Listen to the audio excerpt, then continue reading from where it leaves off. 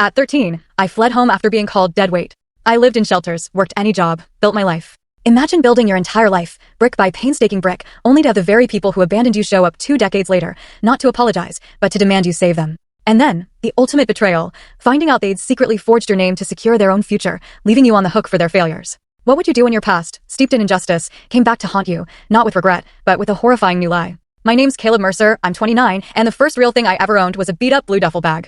I was 13 when I bought it from a thrift store, and I still remember the plastic smell, the way the zipper snagged, and how that strap bit into my shoulder as I walked out of a house that only called itself a home because it had a wreath on the door at Christmas. You know how people say memory softens the edges? Mine didn't. My edges stayed sharp, like the cold kitchen tile the night my parents told me I was nothing but dead weight. Those were their exact words. Flat. Clinical. A diagnosis. Dead weight. I can still see my father's mouth shaping them. My mother's eyes flicking to the clock like she had somewhere better to be.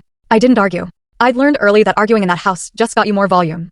I was small, quiet, always trying to be useful, carrying groceries, raking the yard, balancing a chore list like a second backpack. But usefulness doesn't count for much when someone's decided you're a burden from the start. So I sipped that duffel, tucked in a flannel and a picture I'd torn from a magazine, an office building with a gleaming glass lobby, a front desk, and a man in a dark jacket holding a briefcase, looking like he belonged. Then I walked out into the 2 a.m. air, smelling of dust and distant diesel, thinking maybe belonging was something you could walk toward if you just kept moving. My family, the Mercers, looked tidy from the sidewalk. The lawn was mowed. The trash bins never lingered. We smiled tight in church. But if you stood there long enough, you'd see it, a little social gravity field around my sister Tessa, pulling every compliment to her like lint to a sweater. She was the golden one, the kind who sang 2 measures at a school assembly and came home with flowers. My father, Gregory, would beam at her until his face looked stretched. My mother, Mara, would press lipstick prints to Tessa's forehead and call her my star.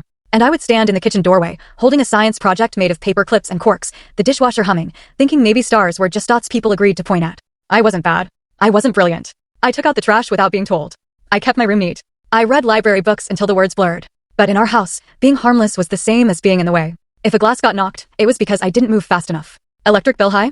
I must have left a light on. If my father's day wasn't what he wanted, my quiet at dinner felt like provocation. That word, dead weight, didn't arrive out of nowhere. It was built from 100 moments where I stood holding something heavy, watching the person who handed it to me walk away. The first hint that I was being measured on a tilted scale came when I was 8 and Tessa was 10. My father decided the family needed structure. He typed chore lists in bold, laminated them, and stuck them to the fridge with fruit magnets. Tessa's read things like wipe table, arrange magazines, choose dessert.